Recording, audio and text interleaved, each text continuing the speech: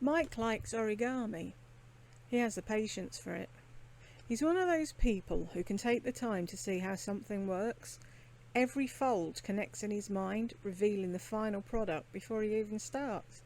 Not everyone's gifted with that. The others envy him. I enjoy the cranes the most. The folded animals and flowers never last very long. Ben throws them away. Complains about the space they take up, which is ironic because he keeps buying unique or ornate chessboards to display around the apartment. Mike is always sad when he realises what happened. Gabby cooks all the time, as often as she can. The kitchen shelves are crammed with cookbooks. There's a sourdough bread starter on the counter in a jar that they all watch bubble and grow. Stinks up the whole room when the lid is cracked.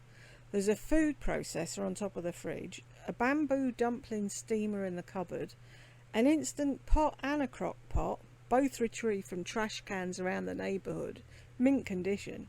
Ben says they do the same thing. Gabby disagrees, while dishing out homemade stew. Everything's always delicious. I think of the peanut butter sandwiches I used to live on in college, the endless ramen noodles and cold cans of soup.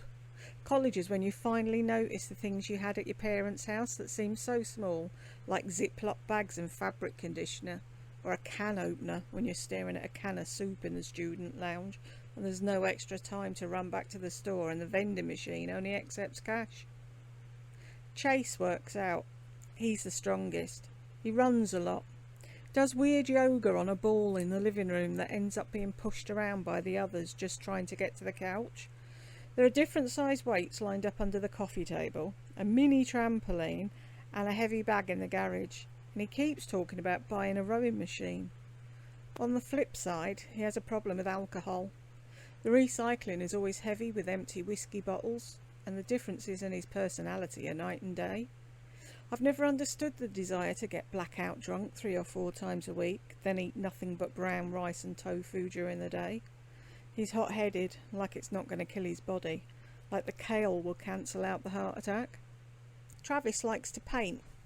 Half-empty canvases are rigged up wherever he can find the room, but the space is dwindling. The paint is messy, stains the carpets and the plastic cups that hold his brushes, leaves his nails covered, palms dry and cracking with galaxies. He's the softest, seemingly abrasive, but so sensitive. He tries to counterbalance it with crazy, dangerous childhood stories, so people will look at him funny. But if they asked him for a favour, he'd bend over backwards to make it happen. I try to keep them all happy, content. It's hard work when there's so many things to look for during a simple target run. And if one of them wants to come to the forefront while I'm shopping, there's another $100 dropped on something I've no control over. Chase is the worst. Well, it's a toss-up between him and Gabby. Kitchenware is expensive. I stopped inviting people over a long time ago when Gabby showed up. I realised there was only enough room in the apartment for me, and me, and me, and so on. I try to keep Travis supplied with Blick paint pens, and every time I see a chess game set up in the living room, I always go over and move a pawn for Ben to rebuff the next time he shows up. Gabby's pesto pasta from last week is starting to stink up the fridge. It'd be nice if one of them liked to clean.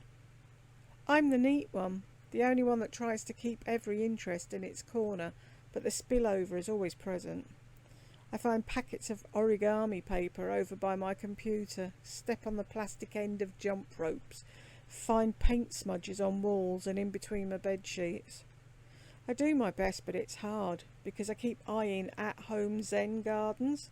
I'm so tired, but the tired is buried beneath the adrenaline of interest. Who are you?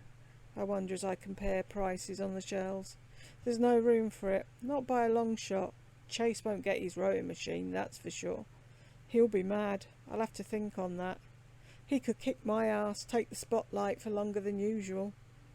I think of the ones I managed to subdue. There's a brand new sewing machine stuffed in the closet that I refuse to take out.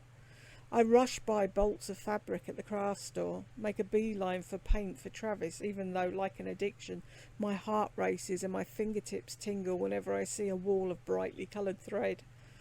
I've signed up and cancelled karate lessons more than 5 times, which is a shame, because it's something I want to do, but there's the underlying thought of, what if that's not for me? I stopped swimming ages ago because I could feel her clawing her way out, and I'd found myself in the woman's changing room more than once. Patty, she was called. I ignore Patty. Gabby is enough. I'm lucky she only comes out at home when I'm cooking. I spend the time I get watching Netflix. My shows are my hobby. I have to monitor the shows I watch, be aware of triggers. I got sucked into the Queen's Gambit and Ben was in the spotlight for nearly a week straight. Kid shows bring Mike out. I'm guessing it has to do with the bright colours. Forget watching any sort of cook-off. Gabby's sweet, but I'm gaining weight quicker than Chase can lose it. I'm never truly at peace. They have their hobbies, whereas I find solace in distraction. I've tried painting, jogging, cooking. It's always messy. Nothing is ever as clean, as delicious, as fulfilling. I'm merely the landlord to this body. The one that keeps the apartment orderly, the bills paid, the plants watered. But I rarely get through a day without one of them taking over. The vessel changes, adapts whenever there's a shift. One morning I find a crane that Mike has made, and I take it quickly, place it inside the nightstand beside my bed where a handful of others reside. I smile to myself, admiring the collection I've managed to obtain. Who are you? Author's note. I have no professional experience with DID. Nothing in this story is meant to offend and is purely a work of fiction.